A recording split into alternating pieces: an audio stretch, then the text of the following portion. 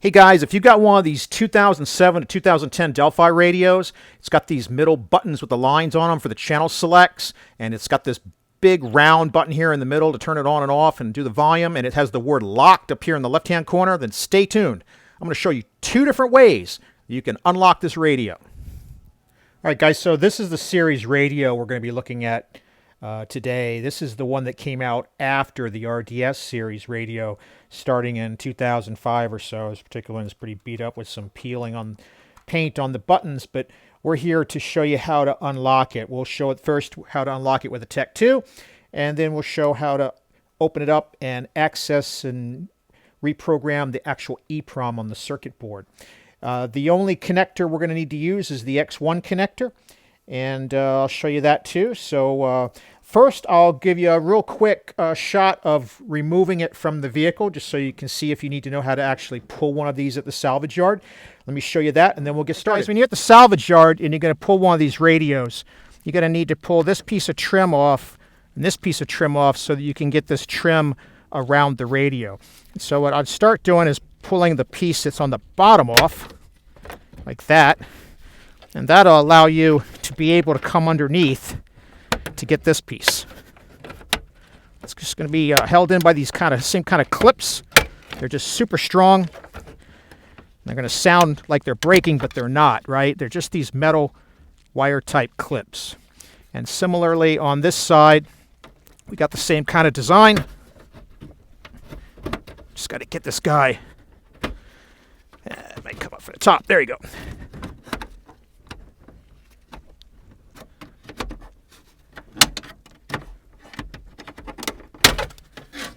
And again, it's just these really strong type metal clips. In fact, in these two, the clips came off, right? So be wary for that. You can pull them out with a pair of pliers though. But this is a salvage yard vehicle, so we're not too concerned. We're going to get this piece of trim off here. Same kind of thing.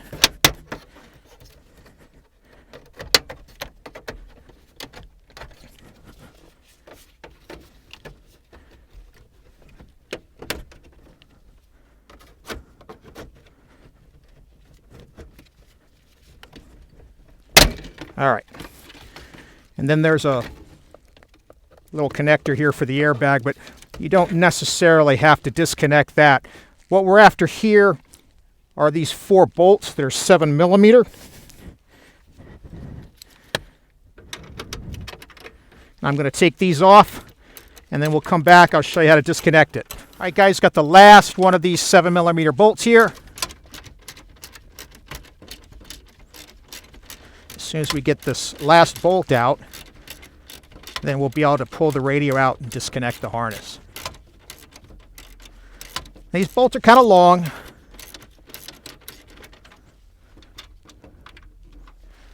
Unfortunately. Takes a bit to get them out.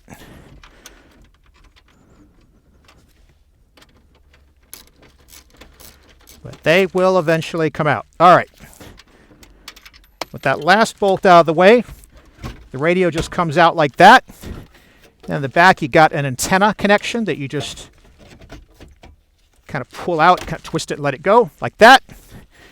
And then, let's see if we can get a good view of this. Then you've got this wiring harness guy. And it's got 2 little clips on top that you squeeze in. You got to squeeze one for this one, and then one for this one. And again, right on top here, right? You just push down here, and you push down here, and that'll get the radio out. And now you're done. All right, the first thing I'm going to show you is the benchtop harness that I put together from the service manual for the A-Car series, Chevrolet Cobalt, Pontiac G5, right? Both of these vehicles are covered in this particular service manual. And I'll show you the different pages I excerpted out of this and highlighted for what you need to do if you're interested in putting something together like this. Kind of zoom in here a little bit. All right, so we'll start off with the data link connector so that we have a way of plugging our scan tool in, our Tech2. We're going to need the low-speed GM LAN serial data line, pin 1. We're going to need both grounds on pins 4 and 5. Both ground for the Tech2 as well as signal ground to the equipment the modules will be communicating to. We're going to need to have pin 6 GM high-speed GM LAN data positive, and pin 14 high-speed GM LAN serial data negative. So positive and negative on both those lines. And then finally pin 16, which will be battery positive voltage. So voltage, grounds, plus and minus on the high-speed GM LAN, and then a single pin on the low-speed serial port. And then we'll also need for the radio connector X1, we're going to need to just have pin 1 battery positive voltage right here. And then we're going to need to have on this same connector pin 8, which is ground, and pin 9, which is low speed serial communication. So just those 3 lines. We don't need anything from connector X2. The next thing that we're going to take is from the body control module. And we're going to take from the body control module's X1 connector. We're interested in pin 18, which is where the low-speed GM LAN serial data comes in.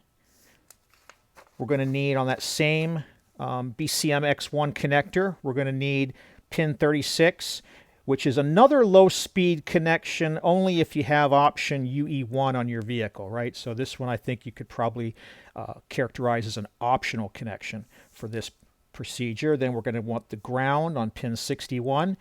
Here's a couple more optionals on 62 under battery positive voltage if you do not have option LNF. And these options, you know, are back in the trunk of your vehicle. On the driver's side rear, when you lift up the carpet, you'll be able to see a little sticker with all these 3-letter codes. Pin 64 is the associated ground if you do not have option LNF. If you do have it, like in the vehicle I'm simulating here, then you know there's nothing here to take. And then on connector X2 of the body control module, we want to have the positive and the 2 positives for high-speed GM LAN serial data. So there's redundancy here, and that on the same circuit there are 2 distinct lines with 2 different colors serving the same circuit. So we'll take both of those just because we don't know which one may be used by the Tech2 in its communication in the path to the BCM. Similarly, we have these 2 pins here, which is pins 19 and 20, and those are the negatives for the high-speed serial data. And then we have pin 28 down here, 38, which is our low-speed serial data. And that is all we need here, nothing else from X2, and we don't need anything here on this section from X3 on this page, but we do need something on the next page from connector X3. So on connector X3, we're going to take the B3 cavity for battery positive voltage to the body control module, and then B5 accessory voltage. Accessory voltage is critical for the radio because this is where the power for the radio is going to come from. Cavity D1 is another battery positive voltage. Cavity D4 is another battery positive voltage. Now, you know, if you did the legwork and traced down the circuit diagram, all of these different circuit numbers, you may find that you don't need all of these.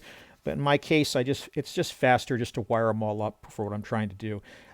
Ignition voltages on cavity D7, D10, and a couple more. So D10 and D12 are a couple more battery positive voltage connections.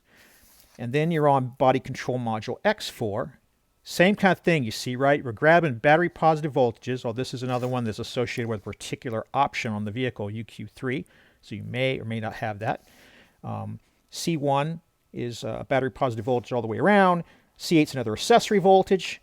D1 is another battery voltage. D4 is an ignition 3 voltage. So in one of the voltage lines when the key is in the ignition run position, even if the engine is not started.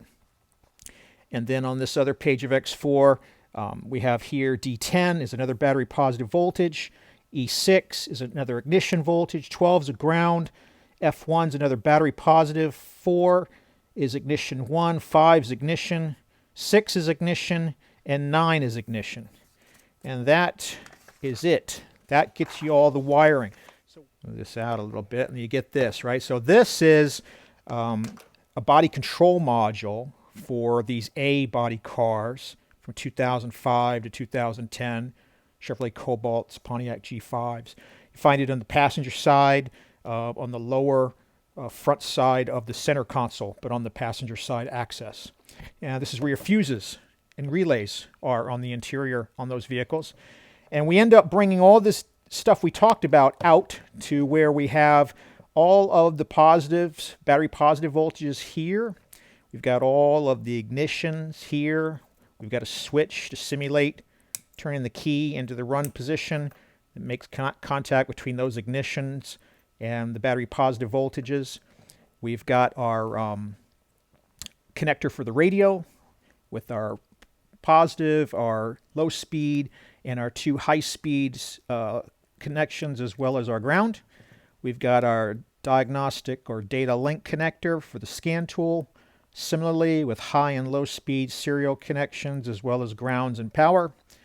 And we've got all of those low speed greens connected up. We've got our high speed tans and browns connected up.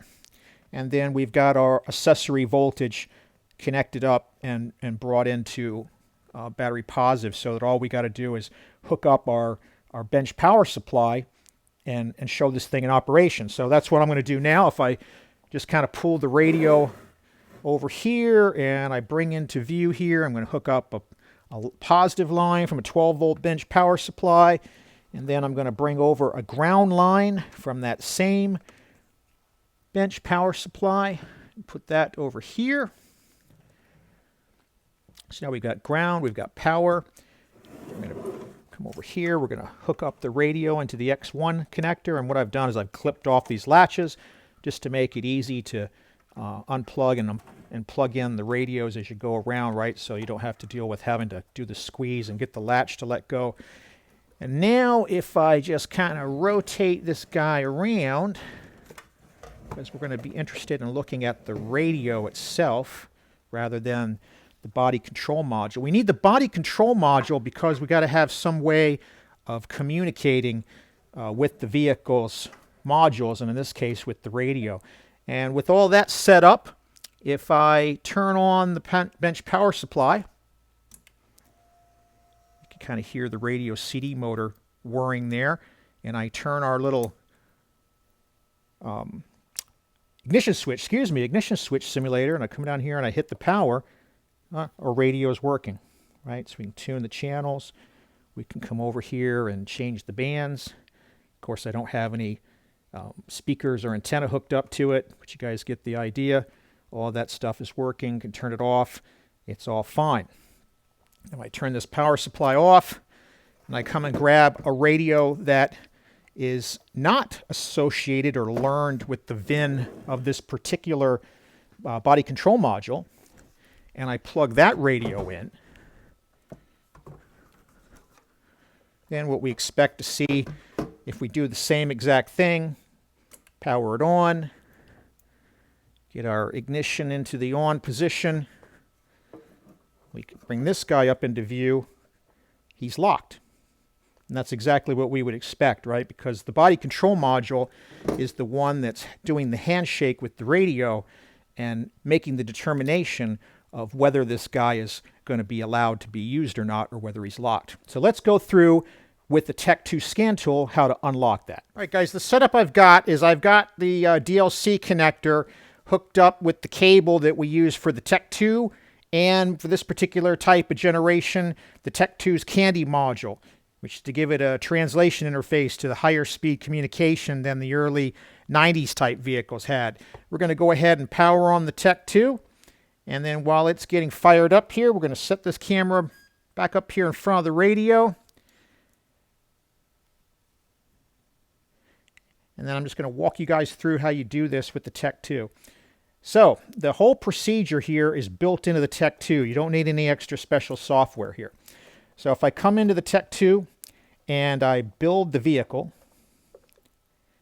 diagnostics, this came out of a 2009 passenger car, Chevrolet. It's an A body style. We're going to go into the body section. Now you're going to hear the Candy module over here in the background, clicking, doing its kind of thing. Going to have this light flashing. That's normal for this guy. It's going to tell you that the OnStar VCM is not responding. We don't have one on this setup. You might not even have one in your vehicle. That's going to be normal if that's the case. Now, this is not a barn burner on communications, right? We're going from this really slower type of communication that the Tech2 does to the newer kind of vehicles. And so there is a delay in going through one of these candy modules. So we're going to come down in the body section, and we're going to come down to the radio. And then we're going to come all the way down to module setup. So this is a bit different than earlier years like 2003, 2004, maybe even, earlier than 2003. So this is what it started to look like for these vehicles. It's going to go to module setup, VIN relearn. Just watch the locked over there on the radio. So I'm going to come in. It's going to communicate. Ask me, do I want to clear the theft information? Now what you got here on the bottom, I want to make sure this is showing through here. You got a little button here. Of course, you got to hit your soft button on your Tech2 to begin clearing. Cycle the ignition. So this is why it's very important to have this kind of switch that we did. So we're going to come up here and cycle the ignition. We're going to turn it off. We're going to turn it back on. And it is now cleared. So now if we come over here and we turn the radio on, we got a CD. We can go to our band information, change bands, AM, FM, whatever we want to do. Everything's good to go. So if you have a Tech2, or if you don't have a Tech2 and you have an MDI or another J2534 type scan tool with AC Delco TDS and a Tech2Win simulator, you can also do what I just did. But what if you don't have any of these scan tools? Well, let's go do the next method. I'm going to open this guy up, and I'm going to show you how to edit the EEPROM directly. All right, guys, this particular radio that we're going to take apart here is a Delphi, and it's a GM258 34576. This is a radio from a 2009 Cobalt. It's got the auxiliary input, and again, it's got this kind of distinctive design with the selection buttons and the power on button in the middle. So this is going to be a radio that the design may vary from year to year. So that's why I'm calling that out. To get the disassembly going, we're going to need to take the front faceplate off, and to do that, we're going to remove these 2 bolts on either side of that faceplate. So there's 4 bolts total. And I'm going to be taking these off with a 3/16 English, although you probably could get away with a 4.5 millimeter if you had a fractional one like that. But I don't, so I'm just going to use 3/16 here. You take just both of them off on either side.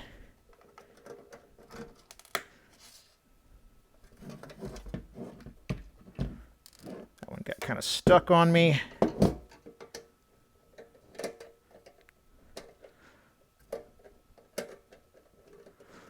And then after we take these 2 guys off, we're going to release these clips that we see at the top and the bottom.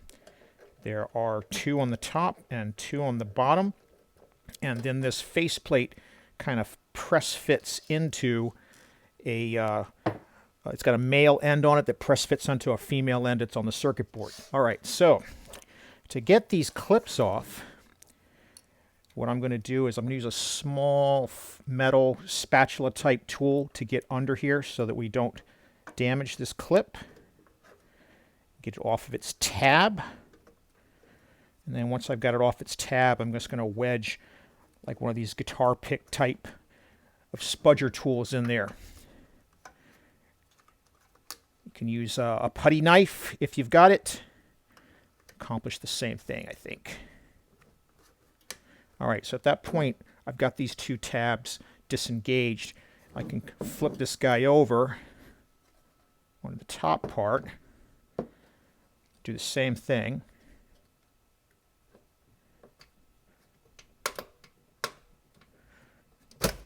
Got that one off. And that went off. So then you get that point, it just comes right off. And here's the male connector I was referring to.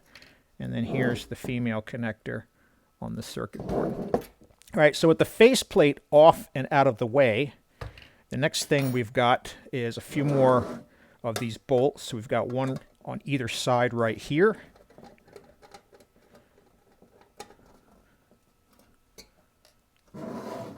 There's one right here in the middle of this heat sink. It's associated with just one side of the radio.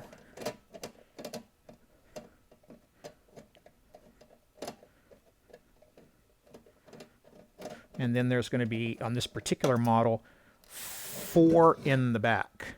One here, one here, one here, and one here. And when we get these 4 out, we'll be able to lift off and remove this top cover. And the goal of this exercise is not to drop any screws on the floor, or they'll probably disappear. All right, we got this guy, and then we got one more.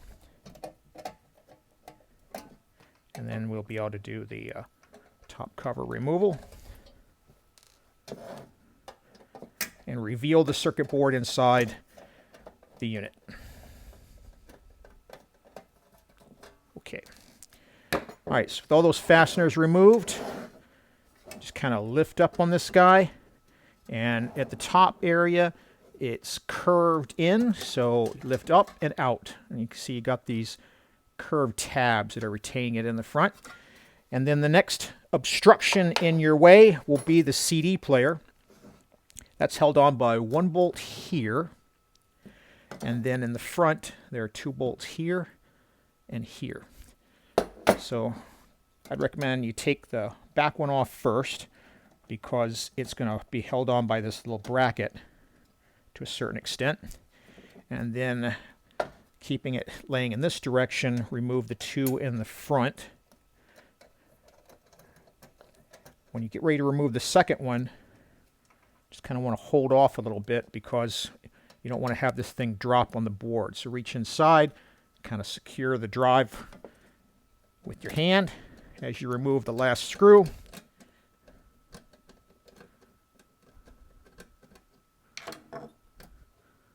And then once you do that, you can pick up on it, and it'll be connected to the board with a ribbon cable.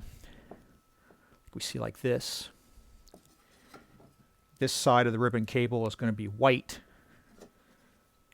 So if we turn it around and look at the other side, hopefully guys you can see that. It's kind of important for the reassembly. This side's blue. Now this is just just presses in here, so you can just remove it. The main thing is to remember that the blue end is going to be facing the passenger side. So if we look at the front of the radio, driver's side is over here, passenger side is over here. We want this blue one facing towards the passenger side. So you can remove the CD player assembly out of the way. And at this point, we've got the board inside the radio here, and I'm going to actually use this orientation here. So the particular chip we're after, all right guys, just had to get a better bearing on what I'm going to be showing you. Zoom in a little bit here, and I wanted to grab a flashlight too, kind of light up this board so that we can see what all we've got here. So on this particular board, there are a number of chips that look like they might be the ones that we're interested in, that look like they might be an EEPROM. I'm going to kind of point these out to you. This guy back here is not the one we're interested in. This is a op amp. This guy here is not the one we're interested in. This is a power switch.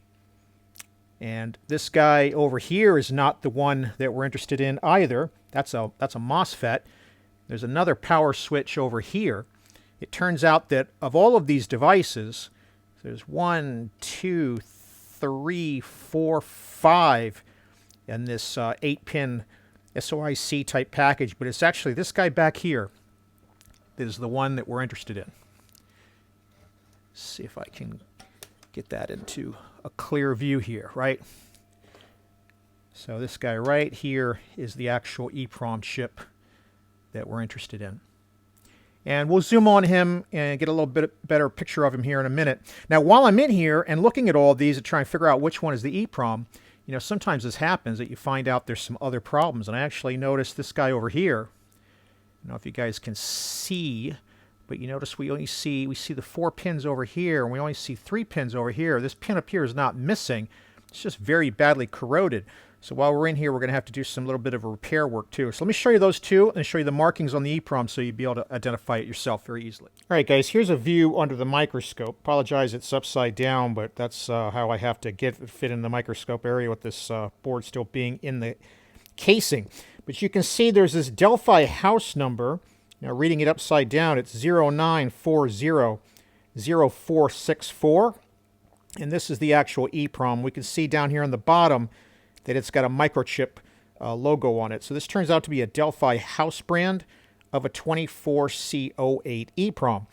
Now, if we swing around, I want to show you that one that we were mentioning that has some damage on it that we're going to have to go work on here while we're in this area. You can see this guy. This is one of these power devices, power switch devices. And you can see what the problem is with this guy is that pin 1 is just badly corroded. There's a lot of, if I can focus in this a little better, there's a lot of copper oxide that you can see built up around these pins. Maybe we can improve the lighting here just a little bit so you can see that detail. Yeah, so you can see, so this is pretty badly damaged. So what I'm going to have to do is clean up this oxidation and reflow the solder on these 3 pins while I'm in here, just to make sure we don't have any problems with the radio after we unlock it. Just a lucky catch. But, you know, whenever I open these up, I tend to inspect everything in here so if I see anything else like that. All right, let's move this over to the bench where we can start working on the programming. All right, guys, here we've got the test clip set up on that EEPROM. There's a couple of ways you can do this.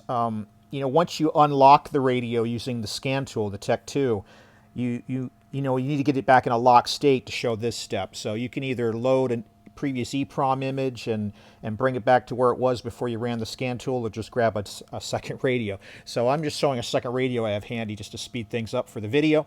So one thing I want to show you besides the connection of the test clip is this little barcode label up in the top area here. We're going to get this flashlight out of the way, and I'm going to see if we can zoom in on this any further. Probably not. Might have to hold it up.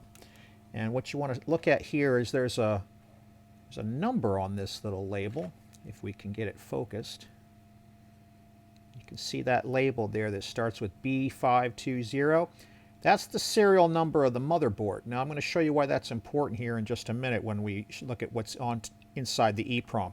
The other piece of data that I'm going to show you is the top of the radio cover that came off this radio. Just kind of pull this guy out a little bit. And the top of the radio cover, we're interested in taking a look at the serial number of the radio.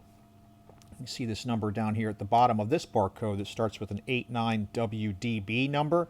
This is the serial number of the radio itself. So, you know, you've got the part number of the radio from Delphi. You've got the part number of the radio from GM, which is what you usually are looking at when you're trying to match up the radio. And again, what I'm showing here is particular to this Delphi-made 4576 radio. If you've got a radio that looks like this but came out of a Panasonic, then you're going to probably have a different experience. And we just knocked our little test clip off over here. Just going to go reconnect him. And that was what I was trying to basically highlight, is when you have a test clip, you can have a situation where some radios will let you do this kind of in-circuit reading and some will not. And I can see this guy's crooked. And, you know, test clips in general are just kind of finicky to begin with, but I get that in some cases it can be faster than, you know, removing the chip and desoldering it. All right, let's take a look at the screen on the EEPROM reader. And by the way, the type of programmer I'm using here is just a very inexpensive, simple one of these CH341A type Black Edition programmers. And I'll put a link up in the top right of the video, because this is one I've modified to do 5-volt work for automotive. All right, so let's just take a look at the screen itself, and then we'll take a close-up of what we see there. All right, so here we are. Hopefully this is, yeah, that looks like it's readable for you guys. So here's a read that we had from this chip to begin with. I'm just going to clear it out here and show us rereading that live just to show the test clip is in the right position. As you scroll down what you pull in from this EEPROM, you see a couple of things I wanted to draw your attention to. So here you see this 89WDB number. So that's the serial number of the radio. You know, a lot of times people say, hey, how come you can't just put a blank EEPROM on here? Well, you know, all this information is needed by the radio, right? So there's a bunch of obfuscated information in here, certainly channel presets and stuff like that, but there's also stuff the firmware wants to know. So there's the radio serial number, and you come all the way down near here the bottom, and there's two other numbers, or actually three other numbers. Here's our 89WDB number again, which is the you know, the serial number we read off the radio earlier, and again, just for reference, right, that's this guy down here, right? So this 92430 number that we see right here, 92430 is the last few digits of that serial number. And then we see this B520830 number. Well, that was the serial number of the circuit board that we saw earlier. The VIN is actually located right here. This is the donor car's VIN, the last 6 digits of it, 286187. This digit here is a checksum on that VIN, and this digit here is always a V. You can think of it like V for VIN on these particular series radios. Now, fortunately, this checksum is only used by the scan tool in my experience. So you don't have to worry about recalculating that. I have no idea what the algorithm is for recalculating that. If you used to work at Delphi and you know what that is, feel free to leave a comment below. But all we really need to do to change this from a locked to an unlocked state is to change these 6 digits here. Now, before I do that, like a best practice, is let's save this image that we've read from this EEPROM, because if anything goes wrong, we'll want to get back to where we were. We can just call it whatever we want and kind of save it down here. And then if something goes wrong, or we make a mistake, or we did the wrong number, and whatever, what have you, and we want to get back, that way we can just read that file in and reflash that EEPROM to exactly where we started. So I'm going to go dig up the VIN for this because I lost where I wrote it down, and we'll come back, but I'll plug that VIN in here, and that's how we'll go show it unlocked. All right, guys, sorry about that. I misplaced that, and I finally found it. It's the VIN we want to put in here, and all you got to do is write this over. It's 246444. Now, again, I don't have a way to calculate that checksum, but like I'm telling you, you don't have to worry about it. Now we're going to come in here, and we're going to program the EEPROM with this VIN change. And then just to make sure that it took, I'm going to clear the buffer and read it back. Scroll down here. We see that our new VIN is 246444. All right, so now what we're going to do is we're going to come back over to the bench now.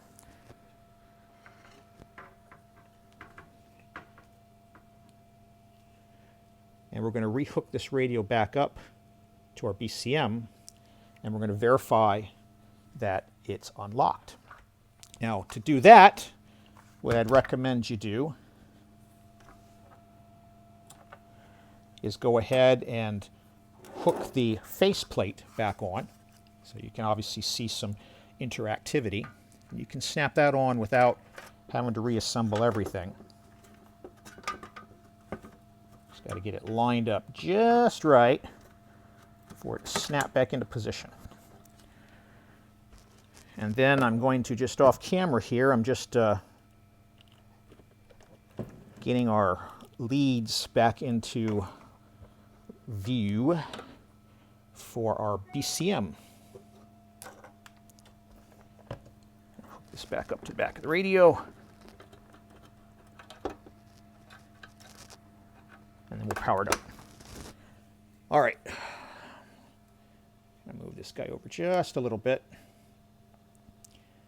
All right, so we've got the same setup we had before, right? We've still got our switch here. I'm going to turn it and leave it on right when we power it up. We've got our grounds, we've got our power. We're going to go ahead and power up this guy. And what we're going to find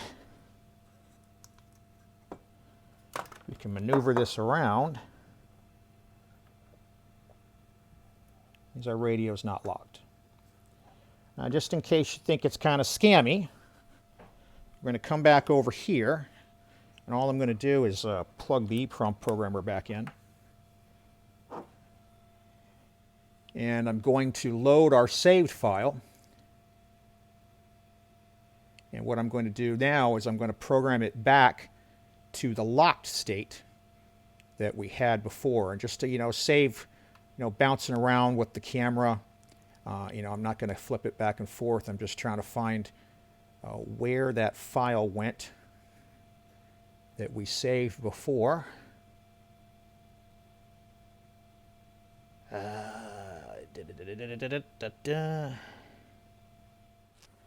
All right, there it is, guys. Jesus, this file. It's like there's just so many files here. It took me a moment to locate the one we wanted here.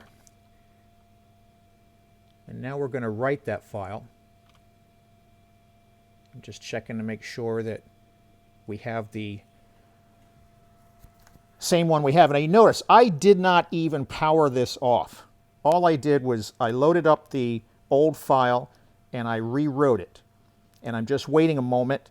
And then if I wait long enough, because the BCM and the radio are always talking, you can see here that the radio is locked again. Right? Because it's going to periodically check that kind of stuff. Our test clip came back off again, but that shows you that it periodically checks this. So even without powering anything off, just changing that is enough to rewrite. Is enough to trigger the BCM to say, hey, you got the wrong VIN again, man. So you need to lock yourself, and that's exactly what the radio does in that situation. So let me move some of this stuff out of the way, and I'll tell you a few more attributes about this, and then we'll wrap it up. All right, guys, I decided to give you another view of this so that you can see it kind of going live here, right? So we've got the radio up, and she's locked. I'm going to come over here, and I'm going to one more time. What I've done is I've reloaded the saved image we did, just to kind of show it to you all live here. And then I'm going to rewrite this VIN to 246444, which is the one that is for the correct BCM. And I'm going to write that to the EEPROM. And as soon as I write that to the EEPROM, you notice that it picks it up, right? So if I was to power this guy off and power him back on, he stays unlocked. However, if I come over here and I pull up my old file, which has the VIN number of 286187, and I write that instead, and that doesn't take but a few seconds before the BCM figures out that's not the right guy, and he locks it. So, we can kind of repeat this kind of step over and over again. It's very solid and very reliable. Now, when you're doing it actually in the vehicle, I would recommend that, of course, that you do a key on, key off type sequence to make sure it takes. But this definitely shows you that it unlocks just fine, and you don't need to worry about that checksum if you're doing it this way. Now, if you go back and run a scan tool later, it'll, of course, change that checksum and put something in there, and that's okay. It won't be confused by any of this. So if at a later date you do get a scan tool and you want to rerun the VIN relearn, that's fine. So I hope this helps you out on how to handle unlocking these 2007 and up to around 2010, 2007 to 2010 radios. Just remember, like the test clip situation, like I said, this works on this Delphi model. It might not on a Panasonic. These test clips are a PETA anyway. They pop off. They don't stay on there that well. I like a pogo pin adapter when I'm doing this, but I can't while I'm filming it. Just desoldering it is usually the easiest way, and pop it into an adapter that way. Okay, if you got questions, just go ahead and leave a comment below. I'll try to help you out. If you found this useful, please take a moment to hit that like button. It helps this video get found by others. Otherwise, consider subscribing, and thanks for watching.